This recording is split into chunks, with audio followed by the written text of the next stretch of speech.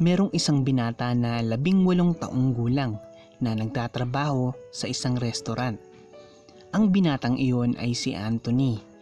Ulila na sa ama si Anthony at ang kanya namang ina ay merong malubhang karamdaman, kaya siya na lamang ang inaasahan ng kanilang pamilya para maghanap buhay. Meron siyang kapatid na babae na 7 taong gulang pa lamang. Nag-aaral pa rin si Anthony sa ngayon. Sa umaga ay pumapasok siya sa eskwelahan at pagsapit naman ng gabi ay pumapasok siya sa trabaho. Maliit lamang ang sinesweldo ni Anthony sa trabahong iyon. Sapat lamang na pantustos sa araw-araw nilang mga gastusin. Pero kahit na ganon ay pinapahalagahan pa rin ni Anthony ang kanyang trabaho. Sa tuwing siya ay papasok ay lagi niyang pinag-iigihan ang kanyang pagtatrabaho. Mabilis siyang kumilos at inaasikaso niyang mabuti ang bawat customer na papasok sa kanilang restaurant. Minsan pa ay nakikipag-usap pa ito sa mga bata na kasama ng mga customer nila upang aliwin ang mga ito. Isang araw ay habang nagtatrabaho si Anthony ay bumukas ang pinto ng restaurant at mayroong isang matandang babae. Maputi na ang buhok nito na tinabunan ng scarf na kulay gray. Medyo punit-punit ang damit nito at may mga bakas ng putik. Naglakad ng dahan-dahan ang babae papunta sa pinakamalapit na upuan upang makaupo siya.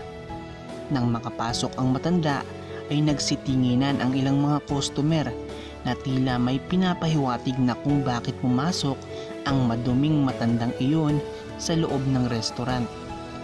At doon na nga nagsimulang pag-usapan nila ang tungkol sa matandang uugod-ugod na pumasok sa restaurant.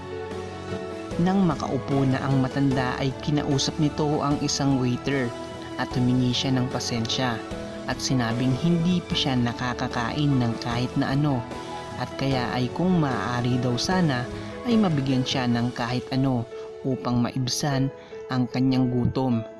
Pero bago pa niya maikwento ang lahat ng nangyari sa kanya ay mayroong isang lalaki na lumapit. Nakasuot ito ng black suit. Hinawakan nito ang braso ng matanda at hinila ito papalabas sa restaurant at itinulak. Hindi na makatayo ang matanda. Nangangatog na ang kanyang mga tuhod dahil sa sobrang gutom.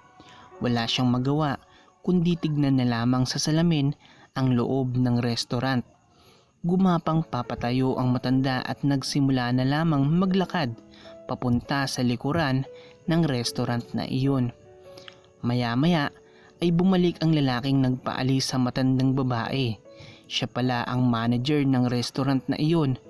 Humingi siya ng paumanhin sa mga customer nila sa oras na iyon at bilang pakonsuelo ay binigyan niya ang lahat ng nandoon ng libreng dessert para sa abala na nagawa ng matandang babae. Nakita ni Anthony ang lahat ng iyon at naisipan niya na kailangan niyang tulungan ang kawawang matandang iyon. Nagmadali siyang tumakbo papunta sa likuran upang hanapin ang matanda. Hindi katagalan ay nakita niya ito. Agad niyang nilapitan ito at dumukot siya ng pera sa kanyang wallet para ibigay sa matanda upang makabili ito ng kanyang makakain. Iyon na lamang ang tanging natitirang pera ni Anthony sa kanyang wallet. Naisip ni Anthony na kaya pa naman niyang makapag-ipon ulit ng pera. Naisip din niya na maswerte pa siya dahil meron siyang bahay na uuwian. Samantalang ang matandang iyon ay palaboy-laboy lamang sa kalsada. Nang maibigay ni Anthony ang pera ay ngumiti ang matanda. Maya-maya pa ay tumulo ang luha ng matandang babae dahil sa kabaitan na ipinakita ni Anthony. Nagpasalamat ito kay Anthony at sinabi nito na napakabuti niyang tao. Siya pa lamang ang gumawa ng ganon sa kanya sa buong buhay niya. Lumipas ang ilang mga linggo ay ganun pa rin ang takbo ng buhay ni Anthony. Papasok siya sa eskwela, papasok sa trabaho at aalagaan ng kanyang mga nakakabatang kapatid at ang kanyang nanay na may sakit. Sa trabaho naman niya ay ganun pa rin ang kanyang ipinapakita. Pinagsisilbihan pa rin niya ng mabuti ang bawat taong papasok sa kanilang restaurant, bata man ito o matanda o kahit ito ay mahirap lamang. Isang gabi ay bumukas ang pinto ng restaurant at merong isang matandang babae na nakasuot ng eleganteng damit ang pumasok. Nakasuot ito ng mga alahas at may bitbit na mamahaling bag. Umupo ito sa pinakamagandang upuan sa loob ng restaurant na iyon at maya-maya pa ay lumabas na ang manager ng restaurant at nilapitan ito. Ginawa ng manager ang lahat para pagsilbihan ang customer nilang iyon. Tinawag ng manager si Anthony upang asikasuhin ang matanda. Paglapit ni Anthony upang ibigay ang menu ay nginitian niya ito at nagulat naman siya dahil nginitian din siya ng matanda. Napansin ng matandang babae na kung gaano kaporsigido at kung gaano kasipag si Anthony para maibigay ang magandang serbisyo para sa kanya. Sinabi ng manager sa matanda ang mga pinakamasasarap at pinakamahal na kanilang mga pagkain at sinabi pa nito na siya mismo ang gagawa nito para sa matandang babae. Pero tinanggihan ito ng matanda. Sinabihan nito ang manager na ayaw niyang makatanggap ng serbisyo galing dito. Nagtaka naman ng manager kung bakit ito nasabi ng matanda at tinanong ito kung bakit niya ito nasabi. Tumingin ang matanda sa mata ng manager at nagsimulang magsalita. Sinabi nito na noong nakaraang linggo ay gutom na gutom siya at di niya alam kung ano ang kanyang dapat na gawin. Sinabi pa nito na hinold up siya at sinaktan kaya wala siyang kahit anong pera na pwede niyang gamitin upang makabili ng makakain. Kaya naisipan na lamang niya na pumunta sa isa sa mga restaurant niya upang makahingi ng tulong. Sinabi pa nito na hindi maganda ang asal ng kanyang mga tauhan sa restaurant na iyon. Maya-maya pa ay agad na ngang naalala ng manager ang mga pangyayaring iyon.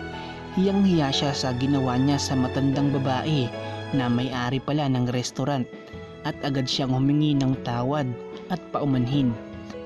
Sinabi naman ng matanda na huwag siyang mag-alala dahil hindi naman daw siya galit dito, pero kailangan niyang magtanda at hindi rin daw niya kailangan ng mga walang awa na tao para magtrabaho para sa kanya. Kaya ang ginawa ng matanda ay tinanggal niya ang lalaking iyon sa pagiging manager at maya-maya ay napatingin ang matanda kay Anthony. Pinalapit ng matanda si Anthony at tinanong kung ano ang pangalan nito. Pagkatapos sabihin ni Anthony ang kanyang pangalan ay sinabi nito na kailangan niya ng mga tao na katulad ni Anthony. At sinabi din nito na magmula ngayon ay siya na ang magiging manager ng restaurant na iyon. Hindi malilimutan ng matanda ang kabutihang ginawa ni Anthony para sa kanya. Hindi naman makapaniwala si Anthony sa mga pangyayari. Niyakap niya ang matanda at nagpasalamat siya ng lubos dahil sa kabaitan nito. Nang makauwi na si Anthony ay bigla na lamang siyang napaluha dahil sa sobrang saya. Dahil sa bago niyang trabaho ngayon ay mabibigyan na niya ng magandang kinabukasan ang kanyang kapatid at mababayaran na rin niya ang operasyon na para sa kanyang ina. Kaibigan, bago natin tapusin tong video na to ay shoutout muna kila Miras PH, Alexis Kasuga, Kirby Antonio, Marjorie Cruz at Michael Marquez. At syempre shoutout din sa inyong lahat ng mga patuloy na sumusuporta dito sa channel natin. Maraming salamat po. Maraming salamat sa panonood kaibigan at maraming salamat sa inyong oras. Hanggang sa susunod pa nating mga videos. Paalam.